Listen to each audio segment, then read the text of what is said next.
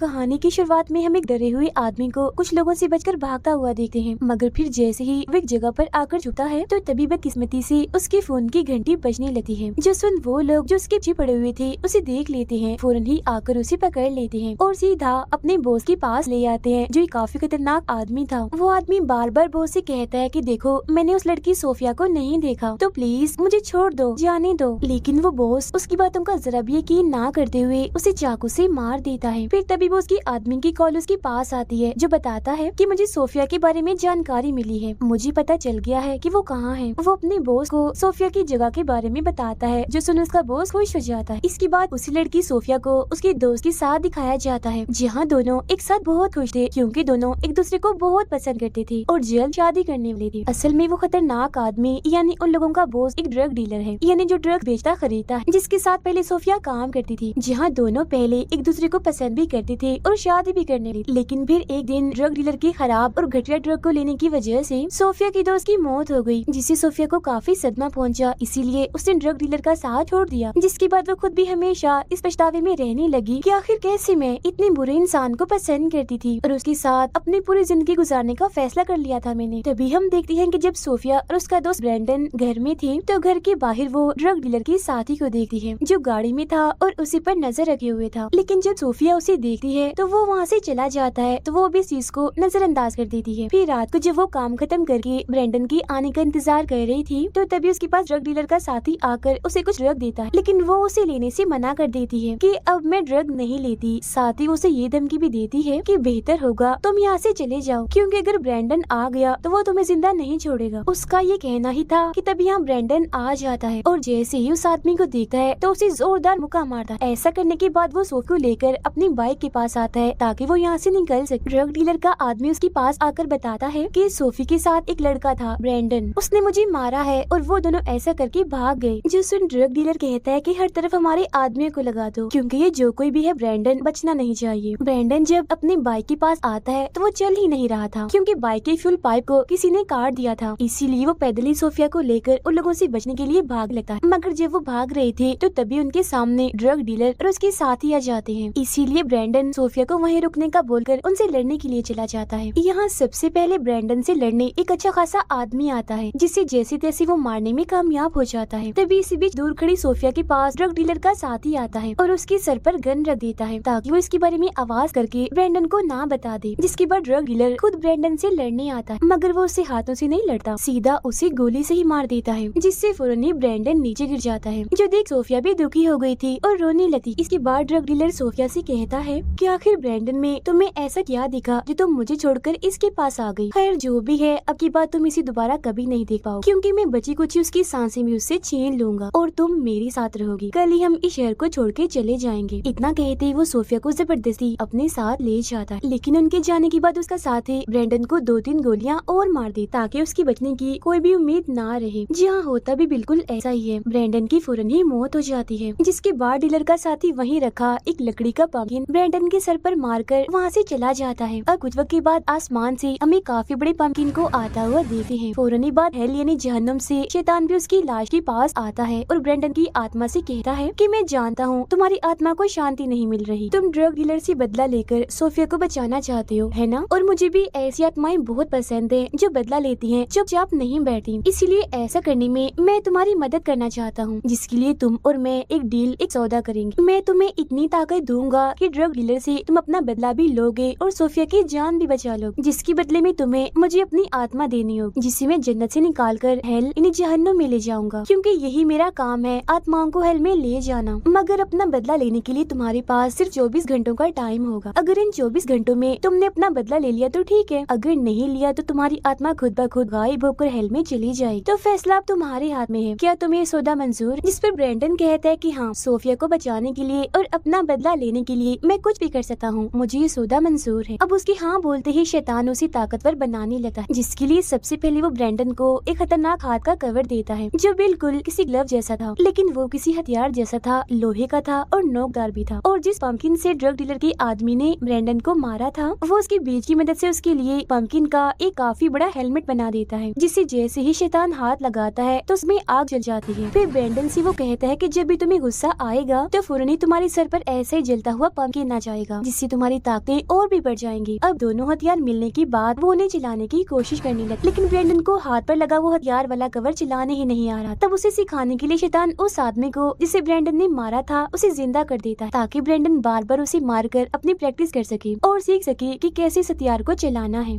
अब ये सारी चीजें छुपकर ड्रग डीलर का साथी भी देख लेता है, जो अपना मोबाइल यहाँ पर भूल गया था और अब लेने आया था। वो ये सारा नजारा देखकर काफी हैरान रह जाता है। अब ब्रेंडन बार बार प्रैक्टिस कर रहा था, जैसे गुस्सा करके पंपकिन जला रहा था और हाथ वाले हथियार को भी इस्तेमाल कर रहा था। अब यहाँ शैतान उसे बताता है कि मैंने तुम्हारी आत्मा को वापिस से तुम्हारे जिस्म में डाल दिया है, तो तुम्हें पूरा ख्याल रखना है, खुद को बचाना है, क्योंकि अगर तुम्हें गोली लगी तो तुम इतने कमजोर पड़ सकती हो कि तुम्हारी मौत भी हो सकती। इसके साथ 24 घंटों तक जिंदा रहने के लिए तुम्हें लोगों का खून भी पीना होगा, क्योंकि वो बिल्कुल तुम्हारे खाने की तरह ही काम करेगा और तुम्हें ताकत भी देगा। और जिस इंसान को तुम इस हाथ वाले हथियार से मारोगे उसकी आत्मा भी सीधी हेल में जाती रहेगी, जिससे मुझे ही फायदा होगा। इतना कहते शैतान बिजली की एक कड़क के साथ ही वहाँ से गायब हो जाता है। अब इसके बाद जैसे ब्रेंडन अपनी बाइक के पास वापस आता है तो वो फ्यूल पाइप जो किसी ने काट दिया था वो अपने आप से ही जुड़ जाता है, इसीलिए उसके ऊपर बैठकर सोफिया को बचाने के लिए निकल पड़ता है। उधर ड्रग डीलर सोफिया को अपने घर लाकर कमरे में बंद करवा देता है। तभी ड्रग डीलर के पास उसका वही साथी आता है और उसे बताता है कि मैंने ब्रेंडन को देखा है, वो दोबारा से जिंदा हो गया है और काफी अजीब भी, और किसी अनजान आदमी ने उसे अलग ही तरह की ताकतें दे दी हैं। वो पहले जैसा नहीं रहा, काफी ताकतवर बन चुका है और तुमसे बदला लेने के लिए, सोफिया को बचाने के लिए वो यहीं पर आ रहा है। अब उसकी बातों पर ड्रग डीलर को जरा भी यकीन नहीं होता। उसे ये लगता है कि ड्रग के नशे में ये ऐसे ही कुछ भी उल्टा सीधा बोलते जा रहा है, इसीलिए वो उसे अनसुना करके अपने काम इन्हीं ड्रग की फैक्ट्री को देखने के लिए चला जाता है। उधर ब्रेंडन कुछ बुरे लोगों के पास आकर ड्रग डीलर का पता पूछता है, जिस पर एक आदमी जवाब देता है कि हाँ वैसे तो वो डीलर हमारा दोस्त है, लेकिन हम तुम्हें उसका पता नहीं बताएंगे। इतना कहते वो उस पर हंसता भी है और लड़ने के लिए अपनी गन भी निकाल लेता है। अब ये देखकर ब्रेंडन को गुस्सा आ जाता है, इसीलिए फौरन ही उसके सर पर जलता हुआ पंपकिन आ जाता है, जिससे जाहिर है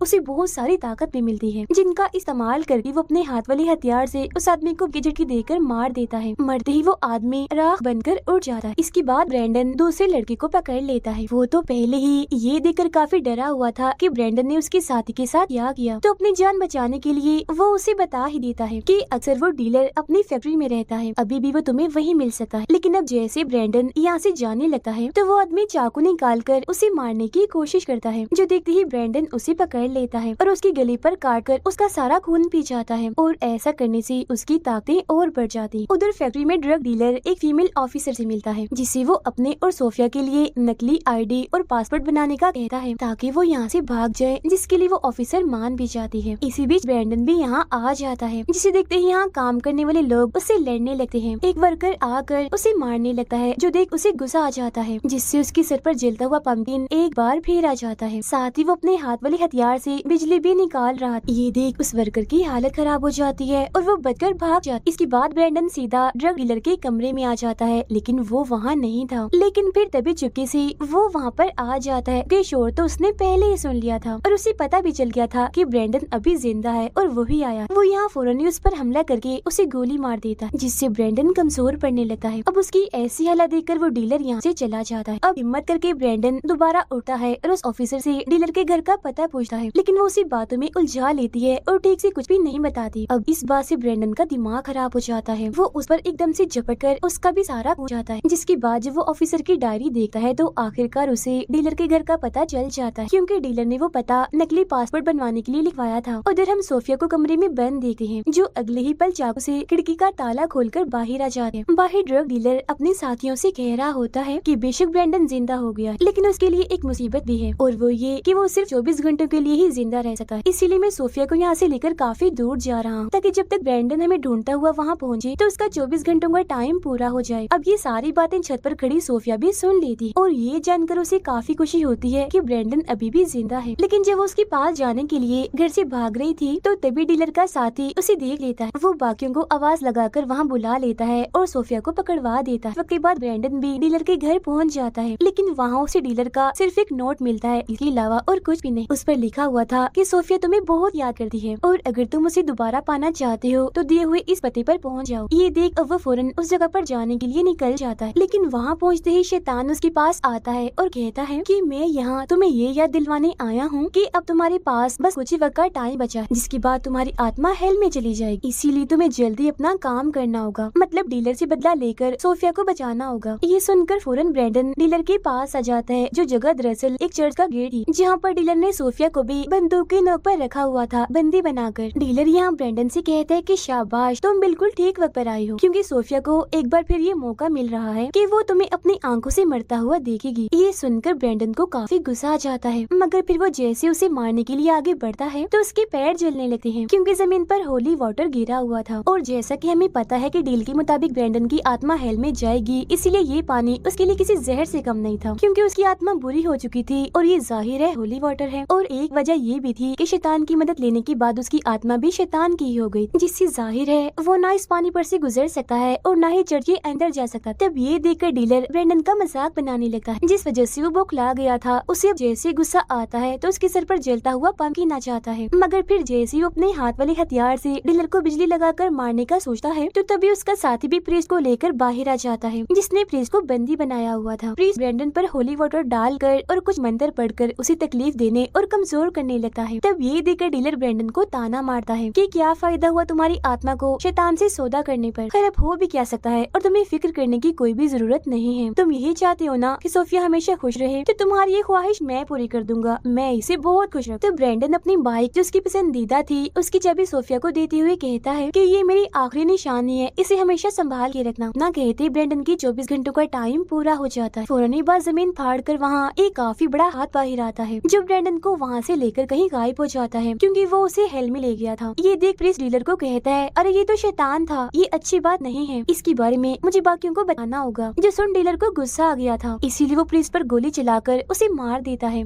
ताकि इस सब के बारे में और किसी को पता ना चल सके। लेकिन जैसे ही वो पीछे मुड़ता है तो देखता है कि सोफिया यहाँ से भाग गई है, जो देख उसे और भी गुस्सा आ जाता है, इसीलिए वो उसे ढूंढने के लिए निकल जाता है। सोफिया ब्रैंडन की बाइक पर बैठकर उसी पुल पर आ जाती है जहाँ ब्रैंडन की मौत हुई थी। वो आवाज लगाकर शैतान को बुलाती है और कहती है कि तुम ऐसे ब्रैंडन को हेल में नहीं ले जा सकते, उसे मुझे वापस करो। ये सुनते ही शैतान वहाँ आता है और उसे कहता है कि ब्रैंडन को वापस पाने के लिए तुम मुझसे किस चीज का सौदा कर सकती हो। जिस पर सोफिया कहती है, ब्रैंडन को बचाने के लिए मैं अपनी आत्मा का सौदा करने के लिए तैयार हूँ। जिस पर शैतान फौरन ही मान जाता है। वो सोफिया को भी वही खतरनाक हाथ वाला कवर देकर 24 घंटों का टाइम देता है, जिसमें वो ड्रग डीलर को मार सके। इसके बाद वो यहाँ से गायब हो जाता है। इतनी ही देर में ब्रैंडन दोबारा से जिंदा होकर वहाँ आता है, जिसे देखकर सोफिया एकदम खुश हो जाती है। तब इतनी ही देर में डीलर के साथी भी यहाँ पर आ जाते हैं, जिन्हें देखकर सोफिया ब्रैंडन को एक जगह पर छुपने का कहकर उनसे लड़ने चाहती है, क्योंकि अब उसके पास कोई ताकत नहीं है। वो पहले की तरह ही एक सादा सा आम इंसान बन गया। सोफिया अपने हाथ की मदद से बिजली के झटके लगाकर डीलर के दोनों साथियों को ही मार देती है, जिसके बाद उसे लड़ने डीलर का वही साथी आता है जो उसकी बहुत करीबी था, मगर सोफिया उसे भी सिर्फ अपने हाथ से ही मार देती है। अब जहाँ ब्रैंडन छुपा था वहाँ चुपके से डीलर आकर उस पर गन तान देता, लेकिन तब तक सोफिया भी यहाँ पर आ चुकी थी, जिसे देखकर चालाकी से ब्रैंडन साइड पर हट जाता है। सोफिया पे डीलर को बिजली के झटके लगाकर काफी हद तक जख्मी कर देती है, इसीलिए वो नीचे गिर जाता है। ये देख दोनों ही काफी खुश हो जाते हैं और फौरन ही एक दूसरे को गले से लगा लेते हैं। तभी हम देखते हैं कि डीलर में अभी भी थोड़ी बहुत जान बची है। वो फौरन ही उठता है और गन से सोफिया पर गोली चला देता है, जिससे वो काफी जख्मी हो गई थी। ये देख ब्रैंडन को काफी गुस्सा आ जाता है, तो वो अपना पूरा गुस्सा ही उस पर निकालकर उसे काफी मारता है, जिसके बाद सोफिया अपनी ताकत लगाकर डीलर को जलाकर राख कर देती है। इसके बाद ब्रैंडन सोफिया के पास आता है, जो अपनी आखिरी सांसें गिन रही थी। इस वजह से ब्रैंडन को काफी बुरा लगता है, उसे गुस्सा भी आ गया था, इसीलिए वो शैतान को काफी बुरा भला कहकर वहाँ बुलाता है। वो ये भी कहता है कि आखिर सोफिया के बदले तुमने मुझे वापस से जिंदा क्यों किया। फौरन ही सोफिया यहाँ अपना दम तोड़ देती है और राख में बदलकर गायब हो जाती है, क्योंकि वो भी दरअसल अब हेल में चली गई। फिर उसके गायब होते ही वहाँ शैतान आता है, जिसे ब्रैंडन कहता है कि मुझे कोई ऐसा रास्ता बताओ जिससे मैं हमेशा ही सोफिया के साथ रह सकूं। जिसमें शैतान कहता है कि हाँ, एक रास्ता ऐसा है जो करके ऐसा मुमकिन हो सकता है, और वो ये कि अगर तुम हमेशा मेरे लिए काम करो और लोगों की आत्मा मुझे ला कर दो, तो सोफिया के साथ रहने का मौका मैं तुम्हें दे सकता हूँ। जिस पर ब्रैंडन खुशी खुशी राजी भी हो जाता है। जिसके बाद जलते हुए पंपकिन के साथ बुरे लोगों को मारने और उनकी आत्मा को इकट्ठा करने के लिए वो निकल जाता है। उसके जाते ही ये कहानी भी इधर ही खत्म हो जाती है।